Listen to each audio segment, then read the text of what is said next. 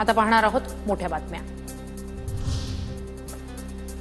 सरकार 200 LED hoarding सरकारी कार्यालयाच्या परिसरात उभारणार। राज्यातील कल्याणकारी योजनांचा प्रचार प्रसार करण्यासाठी योजना।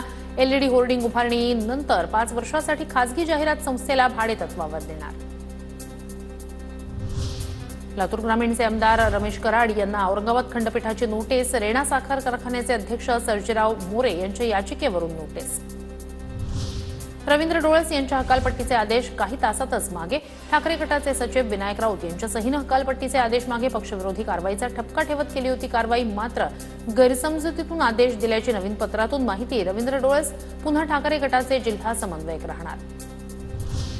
इंडियाज गॉट टॅलेंटच्या स्पर्धकांनाही आरोपी करण्याची तयारी। अश्लील टिप्पणी केली असल्यास स्पर्धकांनाही आरोपी करा। समय रैनाच्या शोबाबत सायबर विभागाचं स्पष्टीकरण। इंडियाज गॉट टॅलेंट कार्यक्रमाविरोधात मनसे आक्रमक। अश्लील कार्यक्रमांवर तात्काळ बंदी घाला आणि कडक कारवाई करा, अन्यथा उग्र आंदोलन करणार। मनसेचं मुख्यमंत्री उपमुख्यमंत्र्यांना निवेदन। अनुसूचित जाती जमातीच्या उमेदवारांना मिळणारी मुभा मनमानी नाही। मुंबई उच्च न्यायालयाचा निर्वाळा। उमेदवारांसाठी मर्यादा नसण्याला विरोध करणारी याचिका कोर्टानं फेटाळली। अन्न आणि औषध प्रशासन विभागाकडून वाशी टोल नाक्यावर दूध वाहतूक करणाऱ्या वाहनांची तपासणी।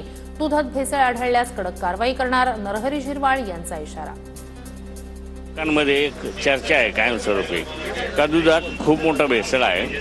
महाराष्ट्रात येणारं दूध म्हणजे मिळणारं दूध आणि प्रत्यक्ष विक्री होणारं दूध याच्यात फार मोठा फरक आहे। तर बघू बरं काय नेमकं आहे। मद्यपींना दरवाढीची किक बसणार। तिजोरीवर आर्थिक ताण कमी करण्यासाठी अर्थसंकल्पात दारूवरील कर वाढवण्याच्या हालचाली सुरू। एसटी महामंडळाच्या 3360 एकर जमिनीचा विकास करण्यासाठी सरकारकडून विकासकांना आमंत्रण। सरकार लवकरच 150 ते 160 निविदा काढणार। राज्याचे परिवहन मंत्री प्रताप सरनाईक यांची माहिती।